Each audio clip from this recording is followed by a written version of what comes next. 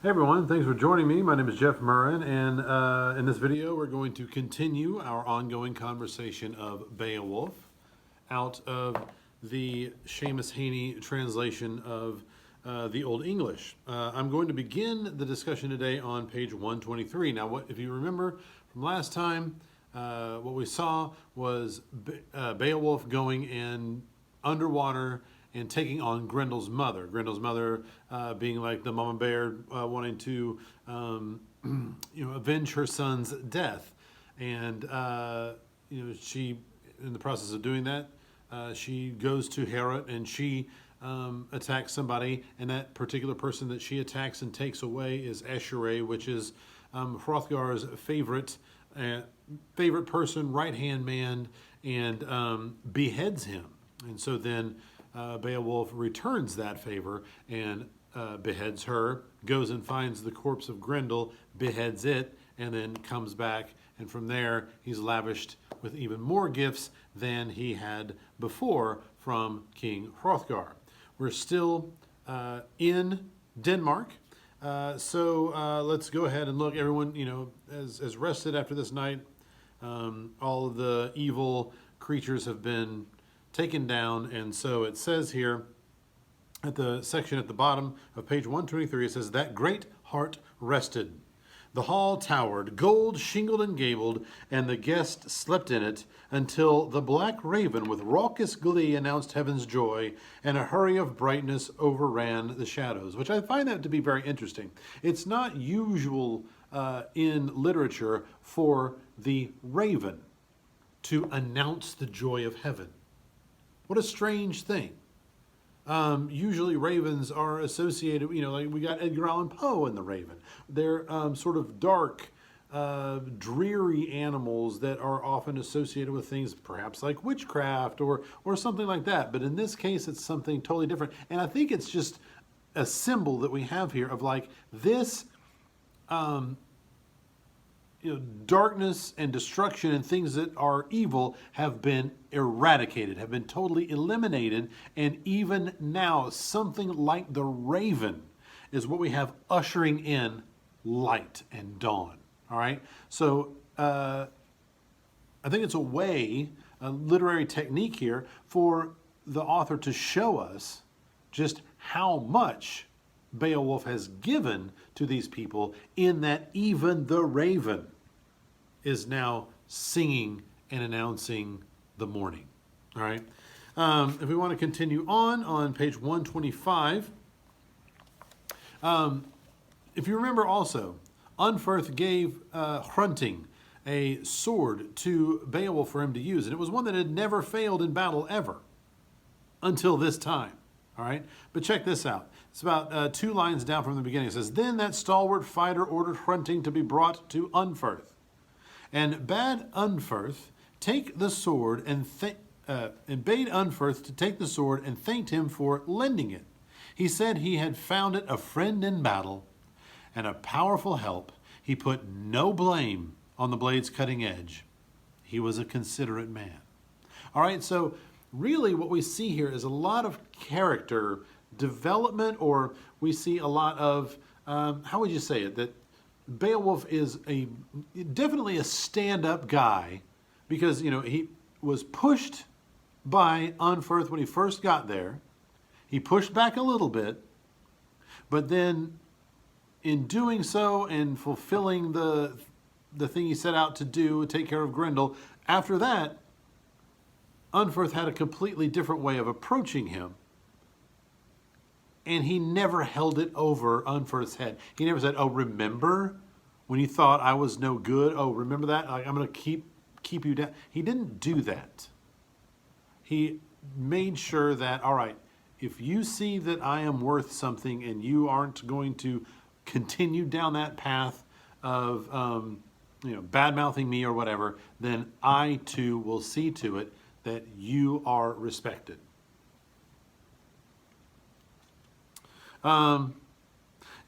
It says after that they're ready to go home now. He says, whatever I can do to win your favor, I'll be able to do it. And I'll always have your back, and my people will always have your back.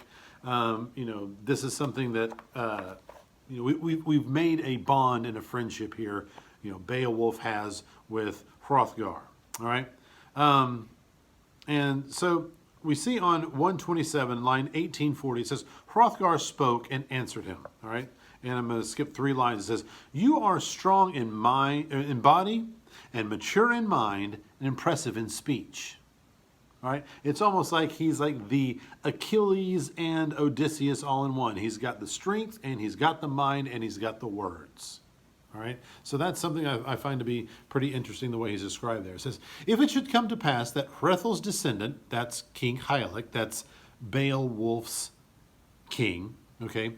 "If it should come to pass that Beowulf's king dies beneath a spear, if deadly battle, or if the sword, blade, or disease fells the prince who guards your people, and you are still alive, then I firmly believe the seafaring Geats won't find a man worthier of acclaim as their king and defender than you, if only you would undertake the lordship of your homeland."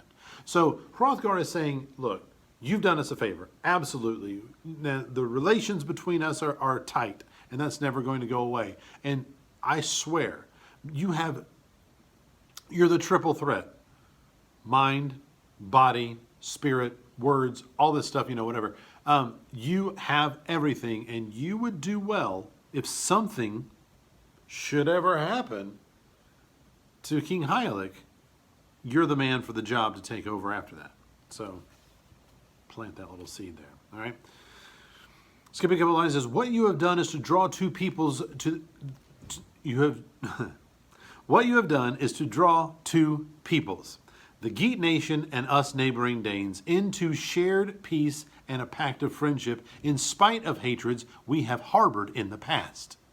And this is something we didn't know before. We did not know that there was difficulty between the two people. We did not know that there was a history that they had to get over.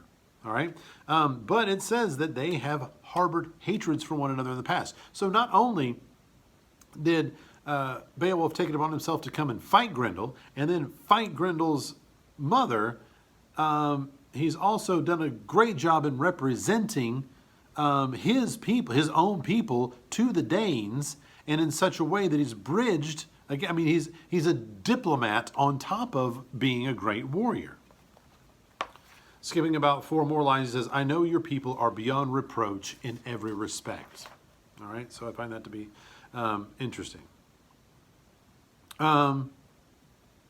We see, though, let's say line 180, 1, 2, 3, 4, 5, 186. This is referring to King Hrothgar. It says, "He was a peerless king until old age sapped his strength and did him mortal harm, as it has done so many." So essentially what this is saying is, we're not going to be following this with Hrothgar. Beowulf is going to return home, but it's just letting us know that Hrothgar did die, but he only died of natural causes. He died of old age. No one else came. No harm from any other creatures, any other of Cain's clan. No other invading lands took him down. He died of old age.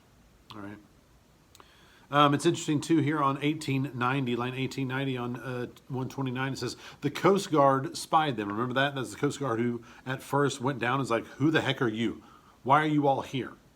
That same person is now coming to them, and it says, "The Coast Guard spied them, Thanes setting forth, the same as before. His salute this time from atop the cliff was far from unmannerly. He galloped to meet them, and as they took ship in their shining gear, he said how welcome they would be in Geatland." All right, so there's this little bookend here to their experience. That guard goes and takes them on and says, "Who the heck are you? What are you doing here? I've never seen anyone with the audacity to just unload weapons once they get off a ship." All right, to, "Hey guys, it's great that you were here. You will be very welcomed when you get back. Have a safe trip." that kind of thing. I think that's pretty interesting. Okay, and so what we see there is 131. They head home and they actually do hit land. It says there on page 131. So they do make it home. And so I want to look at page 135. This is Beowulf now will speak to his king, King Hylek, and tell King Hylek about everything that he had done, all the experiences that he had. And yes, he will recount the story of how he took on Grendel and Grendel's mom. We won't reread those or revisit those necessarily. There are some details that I want to point out that are in his retelling that weren't in the original ones that we read earlier. All right, but on line 1984, it says, Hylek began to put courteous questions to his old comrade in the high hall. He hankered to know every detail the sea Geat had to tell. How did you fare on your foreign voyage, dear Beowulf, when you abruptly decided to sail away across the salt water and fight at Heorot? Did you help Hrothgar much in the end? Could you ease the prince of his well-known troubles? Your undertaking cast my spirits down. I dreaded the outcome of your expedition and pleaded with you long and hard to leave the killer be. Let the South Danes settle their own blood feud with Grendel. So, God be thanked, I am granted this sight of you, safe and sound.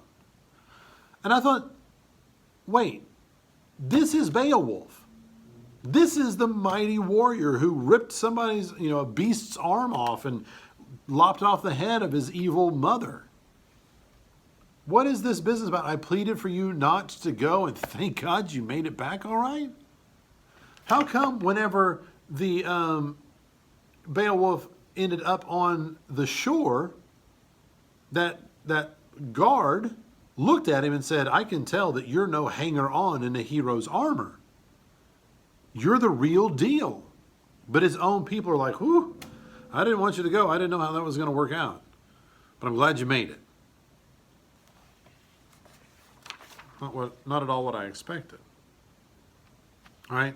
And so Beowulf starts in and retells him the story. In the middle of it, he kind of interrupts his own story and kind of gives, an idea of their, kind of prophesies there might be other people out there wanting to do ill to them or whatever. I mean, you can see on page 141, he starts back into telling all the story about Grendel and how he did that. But here's something on page 143 that I think is interesting. This is a bit of information that we didn't know about Grendel, and I think it's important. This starts 4 lines down from the top of page 143. It says, he, being Grendel, he had this roomy pouch, a strange accoutrement, intricately strung and hung at the ready, a rare patchwork of devilishly fitted dragon skins. I had done him no wrong, yet the raging demon wanted to cram me and many others into this bag, but it was not to be. Okay, hang on. I didn't know this. I did not know that Grendel had this pouch that he would put people in made of dragon skins. So what that tells me is that Grendel has killed dragons. Skinned those dragons, and then fashioned some sort of pouch from the skins of those dragons that he has killed. So if you think about it, Beowulf has killed a dragon killer. It's even more impressive when it's put that way. All right? Don't know why they waited so long to tell us this bit of information, but keep that in your mind. Beowulf killed someone who has killed dragons. All right. Let's see here. He goes on page 145, line 21-22. It says, thus life departed. This is about Grendel's mother. It says, thus life departed from the sage Asheray, an elder wise in council, but afterwards, on the morning following, the Danes could not burn the dead body, nor lay the remains of the man they loved on the funeral pyre. She had fled with the corpse and taken refuge beneath torrents on the mountain. It was a hard blow for Hrothgar to bear. All right. So, we can see here that the burial rites and rituals are important to these people, very much in the same way they were important to the Greeks in Iliad and Odyssey. Okay, maybe not for the same reasons, but it's definitely something that he figured it was worth mentioning. All right. Now, things kind of happen pretty fast here. I'm on page 149. I'm starting from that first break on page 149. It says, "Thus Beowulf bore himself with valor. He was formidable in battle, yet behaved with honor and took no advantage, never cutting down a comrade who was drunk, kept his temper, and, warrior that he was, watched and controlled his God-sent strength and his outstanding natural powers." Sounds like everything that we've known about him, and everything that Hrothgar saw in him. You are a diplomat, you know how to deal with people, you know how to speak, you have a strong mind, and you have a strong body. You are the full package. It says enough to confirm that here, not just from Hrothgar, but the story itself points that out. Now, this is what's interesting. This kind of goes back to that idea when Hrothgar said, "I was worried that you were going to go. I didn't know how that was going to work out for you." Check this out. It says, "He, Beowulf, had been poorly regarded for a long time, was taken by the Geats for less than he was worth. And their lord, too, had never much esteemed him in the mead hall. They firmly believed that he lacked force, that the prince was a weakling. But presently every affront to his deserving was reversed." So I get the sense when I read this that there was a reason, a deep-seated reason that Beowulf was like, "I've got to go do this. I am not appreciated for what I have to offer. I'm better than these folks believe me to be." And how great were they all then if he was considered the weakling, but went off on his own and found his own path, honed his skills there in Denmark, to then return home and prove himself to be everything that he knew deep down inside that he was already. All right. Continuing on. 2190. It says, "The battle-famed king, bulwark of his earls, ordered a gold-chiseled heirloom of Hrethel's to be brought in. It was the best example of a gem-studded sword in the great treasury. This he laid on Beowulf's lap, and then rewarded him with land as well, 7,000 hides and a hall and a throne. Both owned land by birth in that country, ancestral grounds, but the greater right and sway were inherited by the higher born." All right, so Beowulf is lavished gifts by Hylek, much like the way he was, gifts were lavished upon him by Hrothgar. Now check this out, line 2200. "A lot was to happen in later days. In the fury of battle, Hylek fell, and the shelter of Herdedred's shield proved useless against the fierce aggression of Scilfings, ruthless swordsmen, seasoned campaigners. They came against him and his conquering nation, and with cruel force cut him down, so that afterwards the wide kingdom reverted to Beowulf. He ruled it well for 50 winters, grew old and wise as warden of the land."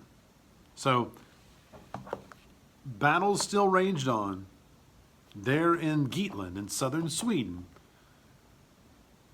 And as a result, Hylek dies. But then it reverts, the kingdom reverts to Beowulf, and Beowulf becomes the ruler. He becomes the ruler in exactly the way that Hrothgar had pretty much prophesied that that's the way it should happen before he left Denmark. Now, I'm going to leave you with this. It says there, he ruled it well for 50 winters, grew old and wise as warden of the land, until one began to dominate the dark, a dragon on the prowl.